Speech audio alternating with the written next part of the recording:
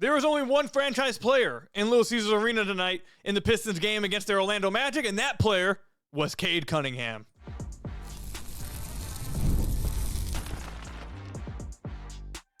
You are Locked On Pistons, your daily Detroit Pistons podcast, part of the Locked On Podcast Network, your team every day.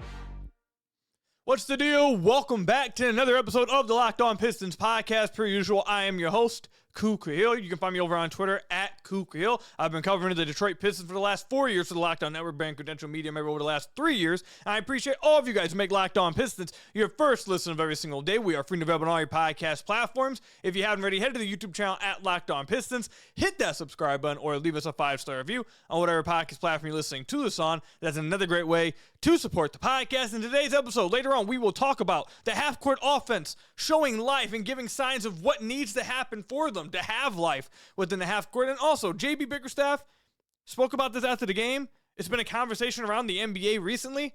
Are fouls becoming a problem, and will this hurt the Detroit Pistons in the long run? We'll talk about that. You guys will understand in a little bit. But the Detroit Pistons, with an absolutely tremendous answer after having a massive beat down to the Cleveland Cavaliers, they come out on their home floor right after this, a day or 2 days later, and absolutely bully the Orlando Magic. Let's clap it up for the Pistons, because that is exactly how you answer the call. The Pistons got, they got embarrassed against the Cleveland Cavaliers, had a very bad game. And they came out and said, that's not who we are, that's just one game, we'll keep it forward. But a lot of people in the community were, hitting the button, freaking out, hitting the alarms. We're worried about the team. And the Pistons said, no, that's not who we are. That was just one game. We will be better moving forward.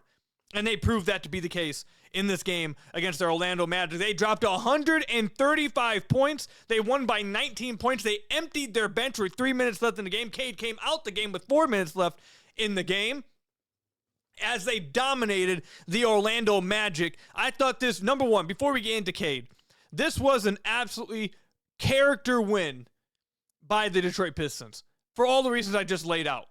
There was a lot of talk about the Pistons over the last few days. There's a lot of talk about Cade's struggles. What's going to happen? Is the team taking a step back? Where's Malik Beasley? All this stuff. And they come out against Orlando, a team that was crowned the offseason champions, the team that was crowned the third best team in the Eastern Conference, and they absolutely bullied them and took BTA, destroyed them. Now let's get to what really needs to be talked about, the real matchup in the game. Cade Cunningham, 30 points, 10 assists, 6 rebounds, 3 steals, 3 blocks on 12 of 24 shooting from the field. He was a plus 27 in this game. Your franchise player, unless his name is Victor Wembanyama, is not playing defense or having these kind of defensive plays that Cade Cunningham made tonight for the Detroit Pistons. Your franchise, whoever's listening to this, if you're not a Detroit Pistons fan, unless your name is Victor Wembanyama, your franchise player probably cannot do what Cade did tonight, leading the offense, being the engine offensively, and then also doing what he did on the defensive end tonight. He was absolutely exceptional. Multiple defensive plays, leading the Pistons into instant offense, translating to Duncan Robinson transition 3, something we'll talk about in a little bit coming up. Cade's defense directly fed into the Pistons' offense, exploding and really taking off on the Orlando Magic. Cade got back to going to the post. We talked about this last episode. He went to the post all but one time through the first 4 games, and in this game, he went more into isolation. He started backing guys down, started going to that hook shot, drawing fouls, going to the runner. Was much more efficient doing that. I hope we see more of that moving forward. JB Bickerstaff spoke about in the post-game presser that they moved away from running pick and roll with Cade in this game, especially in the second half, and kind of led to him just running, going after them one-on-one in isolation to try keep the bodies away, let him attack one-on-one, and then once he gets to the basket, then he can make a decision instead of having to deal with 2 bodies beyond the 3-point line, which I think is a good change, especially if Cade's going to turn his back to his defender and then post up. That's when Cade's at his best. When he turns his back to the defender and uses his size, his length, his touch in that mid-range area, that 10 to 14-foot area, that in the paint, not at the rim area. When he does that, he's incredibly hard to stop. So if that's what they're going to do, that looks exceptional for Cade. There was somebody on Twitter that pointed this out. I thought it was on point. It was a joke, but I thought it was on point. They said, I absolutely love it when Cade gets into his Jason Tatum bag and not his CP3 bag. Shout out to whoever said that, but that's absolutely on the mark. When Cade realizes, hey, I'm 6'8", I'm stronger than this dude, I'm longer than this dude, I have wingspan over this dude, like, I can get to my shot if I just play strong and use my size and just post this guy up. He's very hard to stop. Very hard to stop. He also yanked some ankles in this game. Paolo Banchero, Franz Wagner. Cade absolutely showed up and showed out. And in the third quarter, or actually at the end of the second quarter, really, Paolo Banchero started talking insane amount of trash talk. He was talking crazy in the second quarter. It was the second quarter. It was a close game still. The Magic were leading, but it was the second quarter. And Paolo Banchero started talking wild to Cade and to Tobias. Wild. Started calling Tobias some certain things. Started talking crazy to Cade. And then after that, Tobias and Cade absolutely woke up. And each time they scored, they looked at Paolo. They looked at the bench. They made sure to talk some good trash. They emoted on him. You saw the emotion every single time they scored. They were making it known. They made it clear each time they scored, we're doing this because you talk trash. We're doing this because you talk too much. We are going to bury you. And every single time they scored, they did. That's exactly what they did. Tobias Harris with 23 points in this game. After that moment that Paolo Banchero talked trash to Tobias in the second quarter, Tobias had 12 points, shot 80% from the field, and absolutely locked down Paolo Banchero in the third quarter. In the third quarter of this game, Paolo shot 3 of 9 from the field. He was a -9 in the third quarter. Tobias, meanwhile, was 4 of 4, 10 points, and absolutely clamped Paolo Banchero. The third quarter is where the Orlando Magic lost this game. It was a 1-point game at halftime. 1-point game. They had played well through the first half. Franz Wagner was playing incredibly well in the first half. He was 5 of 9, 3 of 3 from deep, 14 points. And then in the second half, in the third quarter, Paolo decided it was the Paolo show. Franz only took 2 shots. Paolo takes 9, goes into his ISO bag, the whole midi, jab, ISO, midi. Tobias said, we ain't having that. Go ahead. You ain't bullying me. Clamped him up and outplayed him. So much for an old, you know what, that Paolo called him. Tobias went out there and busted him. A vintage unk performance by Tobias. Completely shut Paolo up, and Cade completely shut Paolo up. There was only one franchise player on the court tonight, and his name was Cade Cunningham. It wasn't Paolo Banchero. Paolo Banchero got sent back home with an L, and yet, again, we're now going into 3+ years of Paolo Banchero taking bad shots. Paolo Banchero's team being better with him off the floor. It is what it is, you know? That's why the comparison is crazy. It's crazy. But Cade played absolutely tremendous, man. This was a great bounce-back game from Cade. Damn near triple-double. No turnovers in this game, actually. That's probably the key stat. No turnovers. He had 0 turnovers in this game after having over 13 turnovers the last 2 games. Took care of the basketball. Got the ball out of his hands quick in the pick and roll when he got trapped. Some great kick-out passes to Duncan Robinson in the corner beyond the arc from 3. Cade controlled this game. He took over this game, and he dominated the Orlando Magic. We'll get to the rest of the players because I think everything else I want to talk about with Duncan, with Ausar, with Jalen Duren, with Tobias, all of that is going to come into what I want to talk about with the Pistons half-court offense, showing life in this game. The Pistons dropped 135 points. They showed how they can be successful in the half-court, and that involves some of all those guys, so we'll hit on how well they played. But this was about Cade Cunningham showing up and showing out against the other number 1 overall pick that was talking crazy to him in the first half and woke him up. Woke him up, and he absolutely dominated him after that moment. In the third quarter, Cade had 9 points. And then in the fourth quarter, Cade had 10 points. 19 in the second half. And again, got subbed out with 4 minutes left because the score was over with. The Magic waved the white flag at like the 5-minute mark. Go back to Orlando with a loss. So much for the off-season champs. And I'll say this. Pistons are going to be all right, everybody. It was 4 games. They were 2-2. The loss to Cleveland was unacceptable. It absolutely was. You can say that, but in the same breath, acknowledge they're going to be fine. It's early. and they showed that in this game. Coming up, like I mentioned, the Pistons half-court offense showed life what happened differently in this game that allowed them to score more efficiently. We'll break it down coming up.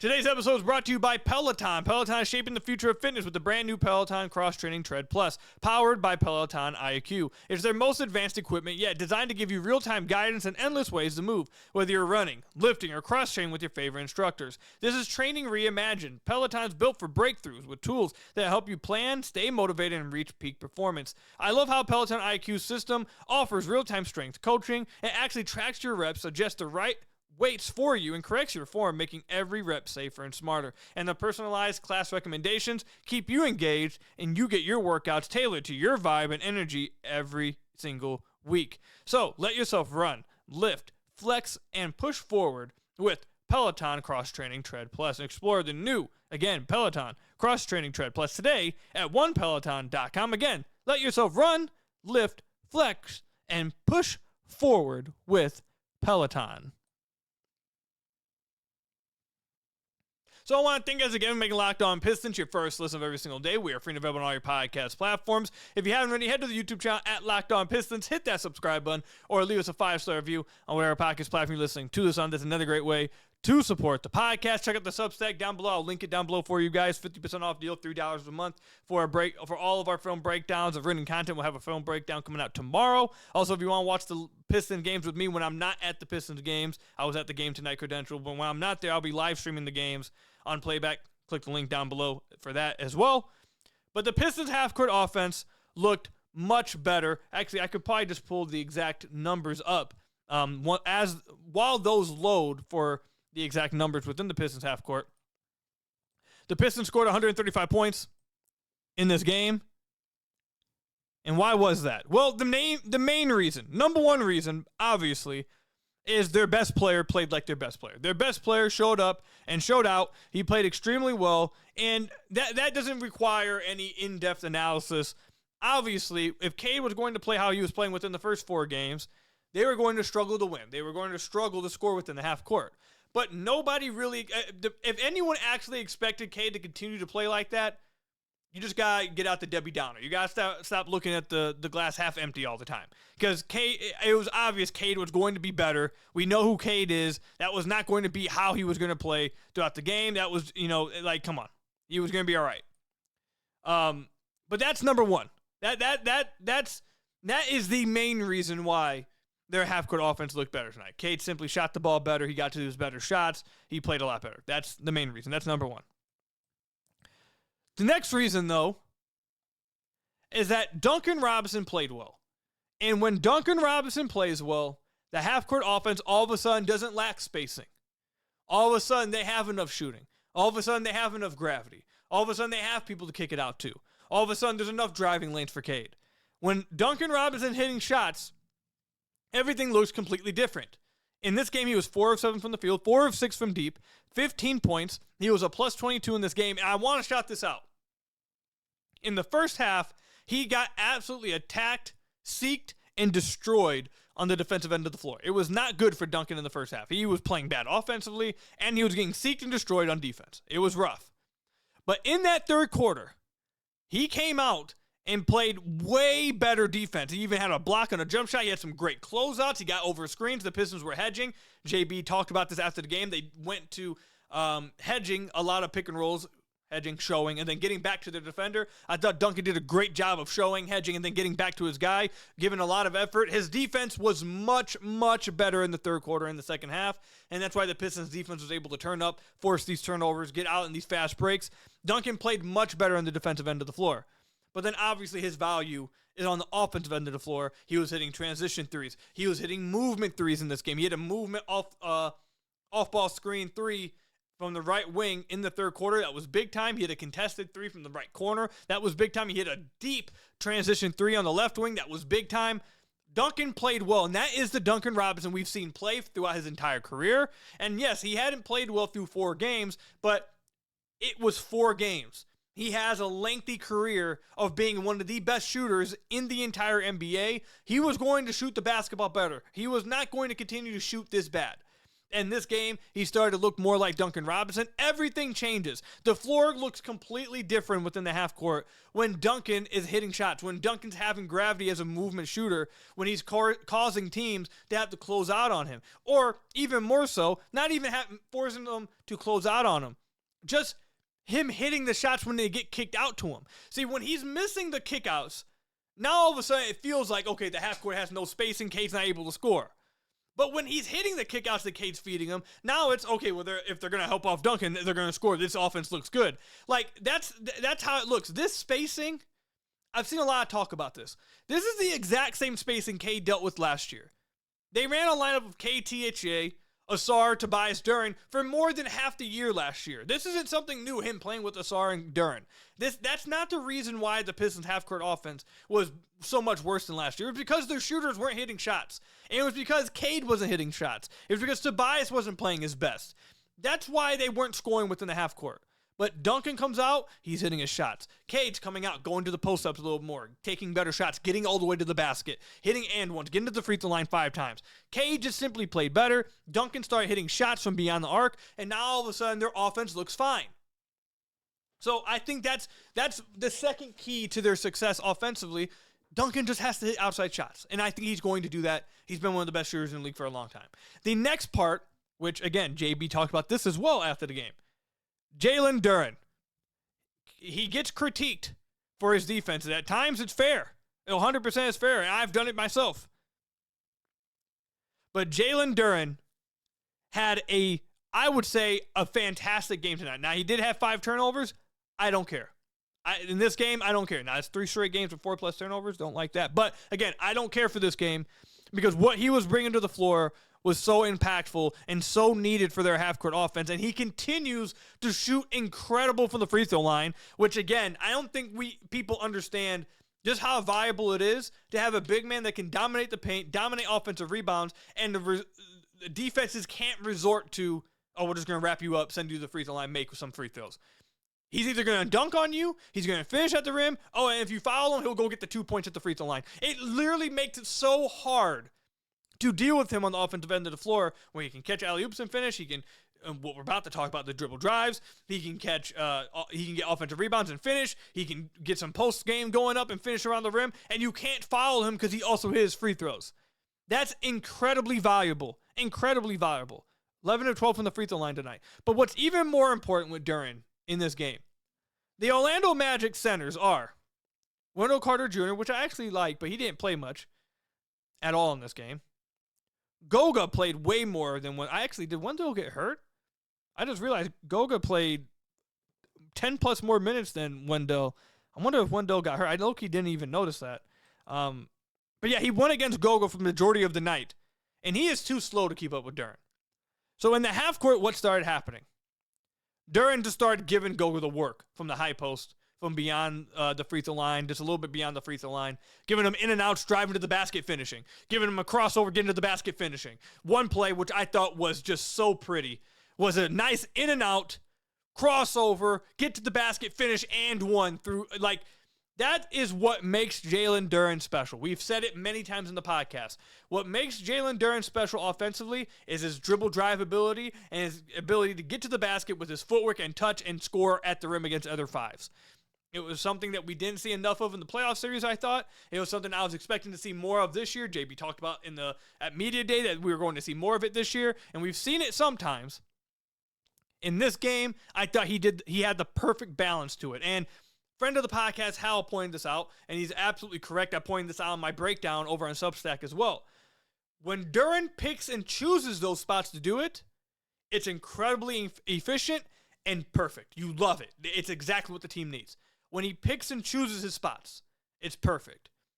In the previous 4 games, it felt like every time he did it and scored, you could guarantee the next possession he was forcing it and he was going to take another shot. And that leads to bad shots. That leads to some of the turnovers he had recently in the last few games when he had 4+. A lot of those turnovers are on this. He scores and then he starts feeling himself, and now he forces the issue, and now it's a turnover or a bad shot. In this game, he was doing a perfect job of picking and choosing his spots. He takes Goga, scores. Okay, now next possession. Okay, now you're honest. Now we can run this DHO. Now you have to play me honest. A few plays go by. Okay, he's not playing me honest. He's lacking again. Okay, now I'm taking him to the rim again. Now I'm scoring. Now he's playing me honest again. Now we can keep running our actions next few plays. That's how you do it. That you keep the defense honest, and as soon as they start feeling relaxed, that's when you make them pay. You don't force the issue. You don't, start feeling yourself and start trying to do something. Pick your spots. It will be there for you if you just let it come to you. And that's what happened in this game. He dominated. 21 points, 13 rebounds. He dominated Goga Batadze in this game with dribble drives and picking them at the right spots. He was fantastic tonight. And I thought his defense was really good. I was at the game. Some of this stuff, I'm not going to lie to you, compared from watching it on TV on my monitor at home to watching it at the game, there are some things that are harder to pick up when you're live at a game. That's something I've noticed. Some things you don't pick up as quickly, like especially on defense with the rotations. Now, some stuff you can, but I find it a little bit harder to pick on some things, pick up on all the little details when you're live watching at the game. But for my first watch, I'll watch some more clips tomorrow. For my first watch, I thought he did a really good job of rim protecting. I thought he was incredibly active defensively. Now, obviously, the Magic don't really have a big that pulls him out from the rim, which is great for him because when he's allowed to roam the paint and just be a rim protector, he looks pretty good. He was active in that end. I thought Jalen Duren was absolutely exceptional, but his dribble drive ability and him picking his spots within half court to make the slow big men pay on the Orlando Magic is another reason why their half-court offense looked so much better in this game. And then the final reason why the half-court offense looked so much better. Ausar Thompson is continuing to be aggressive. In this game, he was 4 of 14 from the field. Now, I believe 4 of those misses were him trying to tap the ball back in early in the game. So, still, 4 of 10 is not very efficient. He didn't have an efficient game. Not claiming that at all. But when he is aggressive, this is why they want him to continue to be aggressive. One, because he'll have better nights than this. This last game, 2 games, he was 9 of 16. You're going to have these inefficient nights at times. But when he's efficient, or not he's efficient, when he's aggressive, he is forcing defense to respect him. And I believe at least 3 of his misses, it opens up Jalen Duren for an easy putback dunk because defenses have to rotate to him. A big has to rotate and challenge him at the rim. And now Jalen Duren's able to get easy putback dunk. That kind of stuff, obviously you want Ausar to finish. And he's going to do a better job than this. He can't, 4 of 14 is not good at all. But that's another part of why their half-court offense is going to continue to look better. All the other things I mentioned and his continued aggression as a driver will continue to help the Pistons because, one, he'll start to finish better, as we've seen him throughout the year so far. And even when he's missing at the rim, it forces defenders to rotate and it allows one of the best offensive rebounding centers in the league to get easy cleanup looks. That's what you want. You want good shooting within the half court. You want good drivers to get to the paint, force rotations, and allow your big men to feast. Duncan had a great game. Cade had a great game. Jalen Duren had a great game. Tobias was exceptional in this game. Absolutely exceptional. That's another reason why they were so good. Tobias was just very good. Picked his spots, got to go to the post, got to his little mid-range shots. He was great in this game. Paolo really woke him up. And then Ausar, I thought, played fine. Didn't have a great game, but played fine. 12 points, 11 rebounds, 6 assists, a steal, and a block. If that's a bad game for Ausar now, you take that. Now, he needs to finish more, but I thought he played a fine game. I thought the Pistons' best players all came out and showed up, and their half-court offense, when Duncan's hitting shots, and Duren's picking his spots, and Cade's getting to the rim and getting to his spots, and again, I'll put heavy emphasis on Duncan hitting his shots from beyond the arc, everything just makes much more sense, and the Pistons won't look that bad offensively that we saw in the first 4 games at times. Everything will look better, and there will be a time for Pistons fans to relax, calm down, realize it's a long season, and the Pistons will be fine. I'm sure in a game or two, probably within the next 2 weeks, maybe within the next week, they may have a game where the half-court offense bogs down again. Duncan maybe shoots bad from the floor. Maybe Cade doesn't have the greatest finishing game, or Duren maybe has some turnovers and forces the issue. That's going to happen. It's early in the year. You got to let them work through this stuff, get accustomed to playing with each other, get into a groove, and now let's see how they look after 10 games. Let's see how they look at the 15 games and see it become more consistent, because it will become more consistent. They have the pieces there. They have the pieces there to be fine, and they were great tonight. I think they'll be fine moving forward. So let me know in the comment section down below or over on Twitter at Kukuil how you feel about the Pistons half-court offense tonight. What do you think really led to them playing so well offensively? Coming up, JB Bickerstaff spoke a lot about fouls after the game. I want to talk about this because I think this could have hurt the Pistons this season. We'll break it down coming up. Today's episode is brought to you by Rippling. If you're a business owner, here's the truth. SaaS promised to make work easier. But now the average company is buried by hundreds of apps that slow down your teams and simply don't work together. That's not SaaS, that's SAD. Software as a disservice. That's why you need Rippling. Rippling is a unified platform for global HR, payroll, IT, and finance all in one place. They've helped millions of businesses replace a mess of disconnected tools with one system designed to give leaders clarity, speed, and control. It's seriously simple to use, and it gives companies one source of truth for their people, data, and everything they touch. Whether you want to run your entire HR, IT, or finance operations as one, or just fill the gaps in your software stack, Rippling can do it all. And right now you can get 6 months free when you go to rippling.com/LockedOnNBA. Learn more at rippling.com/LockedOnNBA. That's rippling.com/LockedOnNBA for 6 months free with Rippling. Then, let me tell you about another one of our sponsors, Robinhood. Your ambition just met its match with Robinhood. You play for the win, not just on game day, every day. Locking on every opening, beating your PR, beating it again. Channel that drive into your money. Robinhood puts you in control of your money. Trade stocks, options, futures, and crypto all on one platform. You can now build and execute your own trades from a desktop with Robinhood Legends advanced tools, or take advantage of the new Robinhood strategies with a tailored portfolio managed by a team of experts. You expect more from yourself, expect more from your money. Get started today at robinhood.com/yourmoney. Again, that's robinhood.com/yourmoney. Your money, your move with Robinhood. So I want to thank you guys again for making Locked On Pistons your first listen of every single day. We are free to available on all your podcast platforms. If you haven't already, head to the YouTube channel at Locked On Pistons. Hit that subscribe button or leave us a 5-star review on whatever podcast platform you're listening to this on. That's another great way to support the podcast. I know I said that we were going to let the half-court numbers load. Currently, Synergy is still tracking the data for the Pistons game. All the other games tonight, they already have completely filled out, but the Pistons game, they are currently still trying to get the exact data for it. So I don't think we're going to have it by the end of the podcast. That's unfortunate. I really would have liked to have this data for the half court tonight, but maybe have to wait till tomorrow because, like I said, it doesn't seem like they have the data up and ready yet for Synergy. All right, so JB talked about. Also, actually, before I almost forgot, there was a dude. I'm going to shout you out. There's a dude next to Little Caesars playing music. I forget what the instrument was, but he was going crazy. He was playing like some mainstream music, going crazy. I dapped him up. He said he listens to the podcast. He was looking forward to watching tonight. He really wanted me to shout him out. So, shouting him out. Didn't get his name, but keep doing your thing, man. Next game I go to, I expect to see you out there playing music, making the whole city vibrant, doing your thing. It was a lot of fun. You do a good job. So, I wanted to shout him out. He was really excited, so I wanted to shout him out. Comment down below if you watched the episode and let me know what your name was so I can shout you out next episode as well. All right, let's go ahead and get to – and by the way, I've had a lot of you guys reach out to me at the Pistons games. It's been cool seeing a lot of you guys, one, recognize me at the games, but two, reaching out. If you guys see me at a Pistons game, don't be afraid to say what's up. I'd be up in the media row, usually in like the 102 area. So 102 area and the 114 area. So if you see me at a Pistons game, shout out.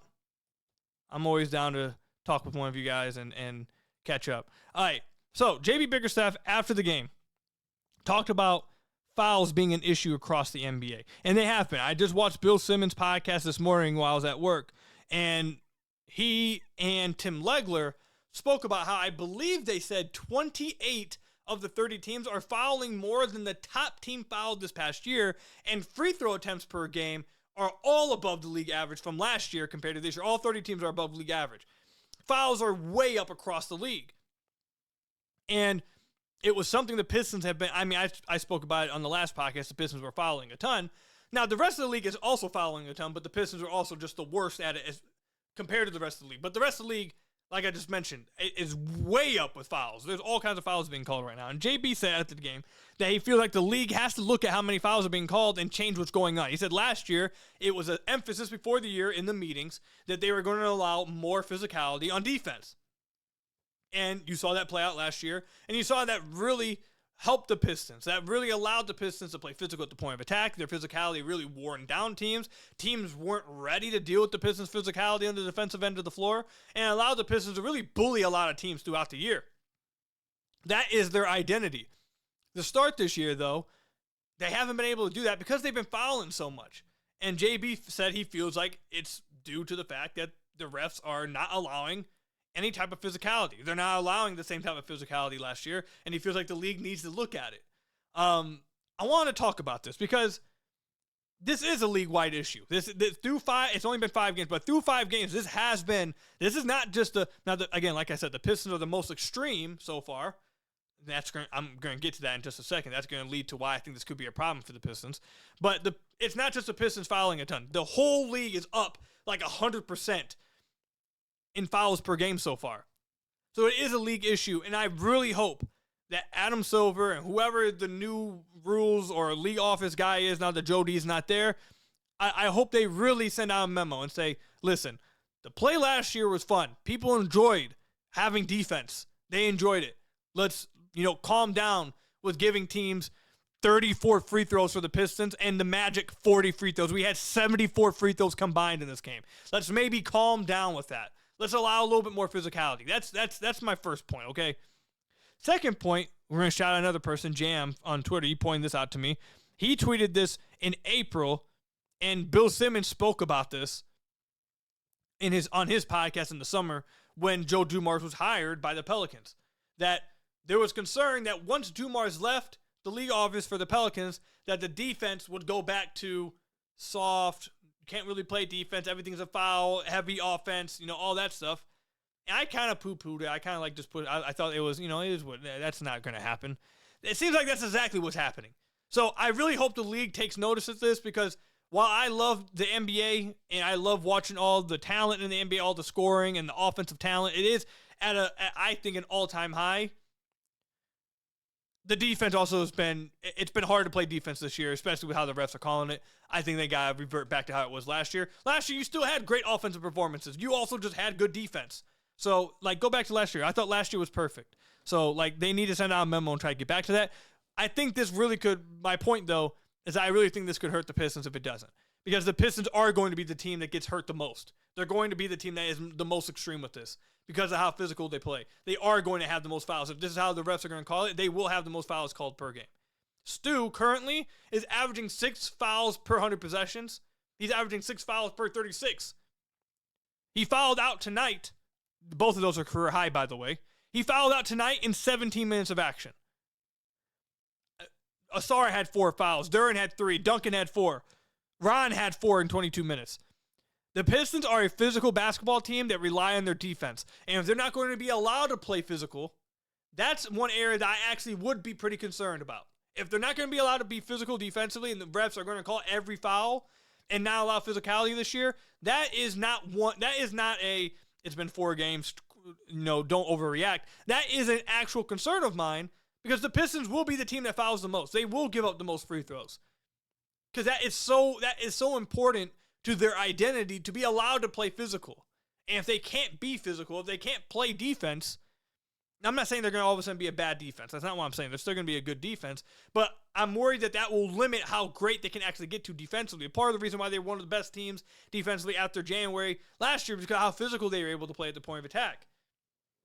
If they're not able to do that this year, that's concerning. And JB talked about after the game that they countered in the second half by hedging instead. And the reason why he's saying, just to give you guys an understanding of why that kind of counters that, basically what he's saying is before they relied on their point of attack defenders to get over the screen and be physical at the contact of the screen. So you try, get skinny, get through the screen, be really physical with the ball handler, ride his hip, stay attached. But if they're going to call those ticky-tack fouls anytime you touch them or anytime you have any contact with them, they're going to call that a foul. You have to find a different way to, navigate in the pick and roll. And instead of, going over the screens and being physical, he said they decided to hedge and show instead. So basically like Jalen Duren, or let's use Duncan Robinson because they were coming at Duncan Robinson a lot in this game. They called Duncan Robinson's guy up for a screen instead of just having, the on-ball guy play physical over the screen. They have Duncan come up, show, allow the guy, the point of attack defender to get back, and then Duncan runs back to his defender. If it's Duren hedges, he comes out a little high, sticks his hip out, forces the ball handler to take a wider turn. That allows Ausar, Cade, whoever, to then get back in front of the ball handler, and Duren has to run back to his guy. They did that a lot in the second half. I think that's a good counter, but still, the Pistons want to be able to play physical, and if they can't, I do think that's a little bit concerning. But I'm just hoping, for not even just the Pistons' sake, for just being able to watch good basketball across the league, they put out a memo and they kind of changed this because no one wants to watch no defense get played. But that's all I've got for you guys today. Thank you guys for making Locked On Pistons your first listen of every single day. Free and available on all your podcast platforms. Hit that subscribe button to the YouTube channel. Leave us a 5-star review, whatever podcast platform you're listening to us on. And until next time, I will see you guys later. Stay safe out there, and peace out, everybody.